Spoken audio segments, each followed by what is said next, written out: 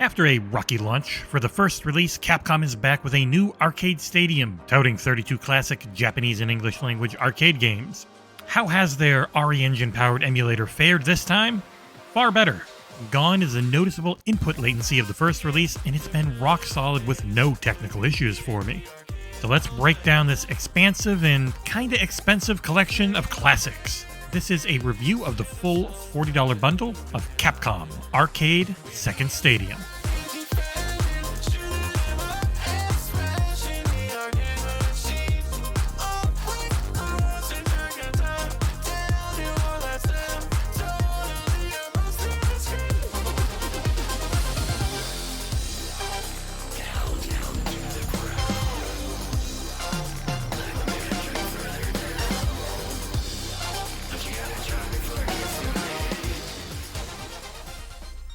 We'll go ahead and break this review down in two parts. The first one here will focus on the emulator package as a whole, and then I'll get into a game list breakdown.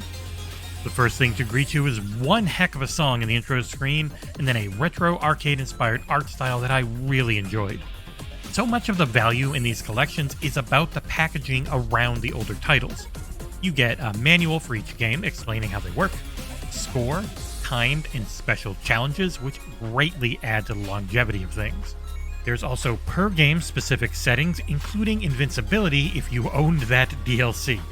This is an incredibly microtransaction-heavy title, with each game being its own separate DLC, or you can buy the whole thing for $40 US. All the typical display settings are on hand, including what type of display frame you want to view the action through, what artwork you want to fill the gaps on the left and right of the screen when needed, and a range of various filters to mimic the look of a CRT monitor's scan line, as well as options for rotating the display. That final one is great for all the various shoot-em-ups or shmups that are in this collection. If you have a rotatable PC monitor, they play really well when it's turned on its side. The emulator itself allows for a large amount of save states per game and real-time rewinding, which comes in very handy with how punishing these quarter munchers can be. The right trigger is for that rewinding, while the left trigger will cycle through various game speeds. Everything can be played while online to compete against the world in a mix of best score and time rankings that will end up being the heart of the game for the most hardcore of fans. The biggest issue with the first arcade stadium was input latency. Playing on a Series X with a wireless Elite 2, the games felt snappy with zero noticeable lag for me. It was also quite stable as well, which was a big issue with the recent Pac-Man collection released on the console. Overall, if the games on hand interest you, this is a well put together package of very similar games. You can buy what you want piecemeal, but you get a large savings if you just buy the entire package. So the emulator's real good, and the package around it's pretty darn nice too. Let's get into those 32 titles in total with a short descriptor for each. First up is Sun Sun, which released in 1984 and is loosely based on the Chinese novel Journey to the West. You're a monkey boy, much like Sun Wukong, fighting from left to right as you attempt to find a Buddha statue. It's very old, it doesn't feel great to play, but it was interesting to see. Next up is Savage Bees, which was originally titled X's before being renamed for its US release in 1985. It's a vertically scrolling single or co-op shooter where you kill a lot of bees. It has a pretty damned cool style and is balls hard. I found myself using the rewind feature a lot on this one. The third title is Gun.Smoke, another vertical scrolling shooter released in 1985. This one has your feet firmly on the ground as you play Billy Bob, a bounty hunter tasked with savagely murdering various criminals in the Old West. It is also extremely difficult, though the control scheme is really cool. X shoots up and left, A shoots straight up, and B shoots up and right. The fourth game is The Speed Rumbler, also known as Russian Crash. I thought this was one of the coolest games in the collection. You start out in a car and you have full control as you drive around and shoot, but at any time you can exit the car and fight on foot.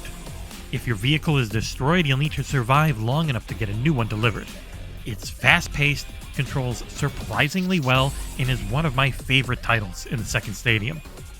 Next, we have Hyperdyne Sidearms. It's another 1986 release and is our first horizontal scrolling shooter. It's a classic flying mech shooter with 5 different weapon upgrade types that you can change between on the fly as you unlock them. It felt really well balanced for an arcade game, and it looks great. Number 6 is Hisatsu Buraken, which translates to Deadly Ruffian Fist and was known as Avenger in the US. There's only a Japanese ROM available here, and it is a vertical scrolling beat-em-up that's very bad. The perspective makes the lead character look really weird, it's not well balanced, and the controls just felt off most of the time I was playing it. Number 7 is Black Tiger, which was released in 1987 and known as Black Dragon in Japan. This is the first hack-and-slash platformer, and it's not very good. You're a barbarian trying to fight off 3 dragons to save your kingdom, and this game is brutally difficult while not controlling particularly well. It does have an interesting, because it's so weird at times, art style going for it though. Number 8 is the one that started it all, Street Fighter. We all know this 1987 release, and boy, has it not aged well. It's graphically decent, but it controls like absolute trash. When playing solo, you can only be Ryu, though Ken is available for player 2 if you go head-to-head. It is mostly incredible just how big a leap the second game of the series was over this one. Number 9 is Tiger Road, another side-scroller. This 1987 release tasks you with rescuing a group of children who were kidnapped by warriors of the Dragon God. You are the master of the Tiger technique and must face down your rivals to save the day while obtaining the lost scrolls of your ultimate double-headed tiger fighting technique. It's alright. It doesn't feel the best, but it was pretty fun to play through. 1943 Kai Midway Kaizen is the 10th game, which is a remake of the original 1943 and was released in the year of 1987. The graphics were updated and the stage number was actually reduced from 16 to 10. The special weapons were changed and everything is a heck of a lot tougher than the original. It's a remake of a classic and it was a lot of fun to play, and the soundtrack is really freaking good. Up next is The Last Duel, which is a pseudo-racing game. This 1988 release takes place in a weird alternate version of 2012 in a different galaxy. You're trying to rescue your queen in a modified spaceship that turns into a car. Levels can take place either on a road or in space, with the main mechanics being jumps in your car and barrel rolls in the ship. There's a timer as well, but it stops once you reach a boss. It's real hard to see what's coming in the game, and I used Rewind a lot to get through it. Number 12 is Rally 2011 LED Storm. Similar to The Last Duel, this is a vertical scrolling racer released in 1989 and is also known as Mad Gear. The opening segment is surprisingly fully voiced in that classic low bitrate style, but the game itself is just not very fun. It's still really hard to see what's coming, and it felt particularly unfair a lot of the time. Graphically, it does look pretty nice though, at least for what you can see on screen. We've got Magic Sword next, which is another side-scrolling fantasy fighter that came out in 1990. It's very similar to Black Tiger, though it does look a lot better and controls tighter. It's not great, but with co-op I could see it as being fun to play through. The sound effects do get pretty grating at times though. Number 14 is 3 Wonders, which released in 1991 and features 3 different titles. The first of which is Midnight Wanderers, which is a very bad platformer. Next is Chariot, which is a slightly better side-scrolling shooter. And finally is Don't Pull, which is an actually pretty interesting puzzle game. None of them are great, and the first one is very bad. Number 15 is The King of Dragons. This is a 1991 side-scrolling hack-and-slash where you can choose from 5 different classes. There's an elf, a wizard, a fighter, a cleric, and a dwarf. Controls are jump and attack, and overall it's a good bit of dumb fun and nice looking, but it is very basic. Next up we've got Block Block, which is Capcom's 1991 take on the Atari classic Breakout. Main issue with this one is that control-wise it just felt a bit too unwieldy with the analog stick, and I hope they can smooth out the controls in a future patch. It's Breakout Arkanoid, so you know what you're getting overall. Title 17 is Knights of the Round, where you can play as Arthur, Lancelot, or Percival as you attempt to unite Britain in this 1991 side-scroller. It looks really nice and controls well enough that I ended up beating the whole thing twice. It's not very long, especially when you can rewind your mistakes, but it was a lot of fun and I could see it being far more fun with co-op. We're hitting the mat in Saturday Night Slam Masters. This 1993 game also has an incredible title in Japan, which is Muscle Bomber: The Body Explosion. Featuring character designs from the artist of Fist of the North Star, the game looks great and is some really good dumb fun. And it also features Mike Hagar from Final Fight.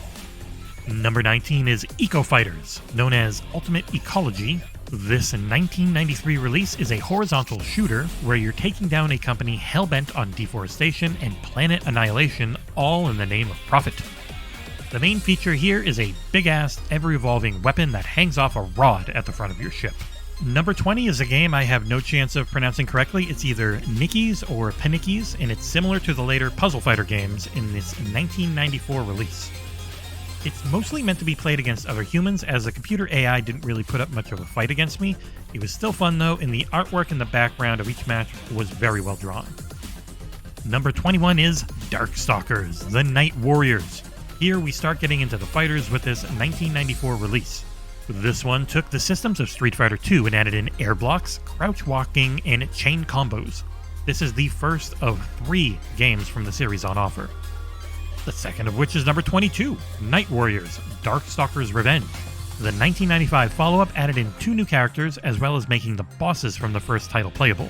It looks great and plays really damned well, and while it seems like it would be a sequel, it's actually the exact same plot and endings as the first one. Number 23 is Street Fighter Alpha, Warrior's Dreams. Releasing in 1995, it was also known as Street Fighter Zero in various territories. It was the first fully new entry in the series since the original 2 back in 1991. One of the biggest additions was the 3-meter super combo, while it also brought over air blocking and chain combos as well.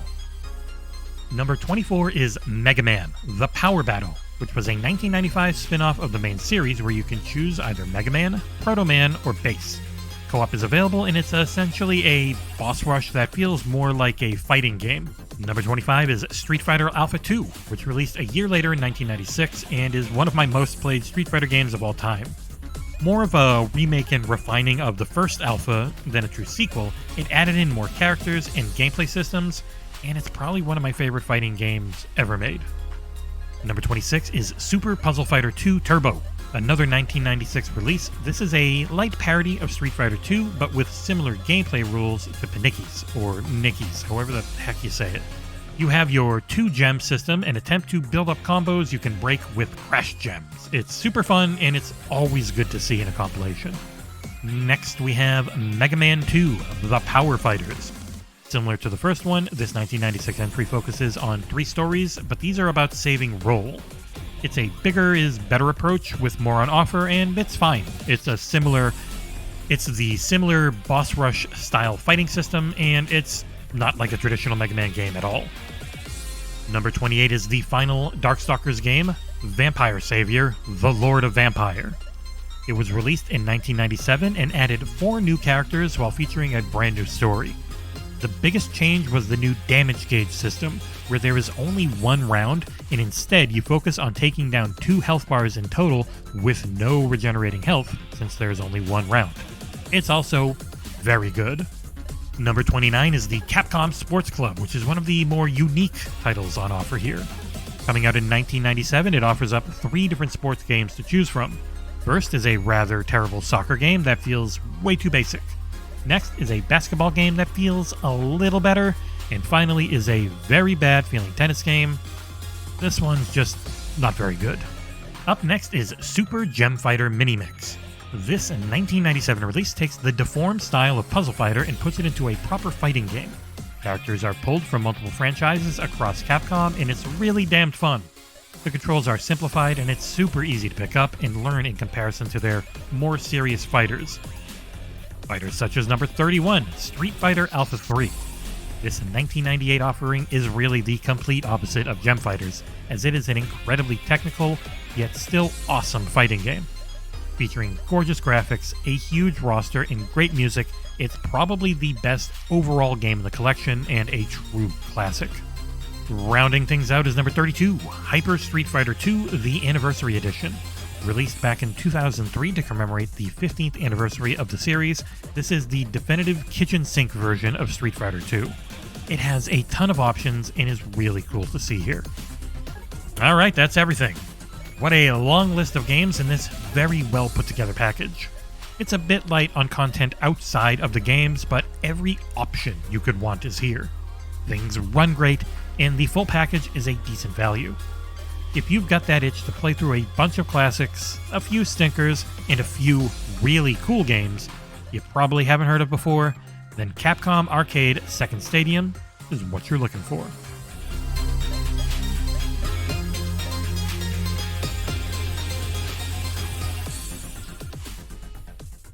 Thank you so much for watching, and if you made it through this whole thing, thanks a bunch. And if you can click like, comment, and subscribe, it really helps our channel. We'll see you here next time on XboxEra.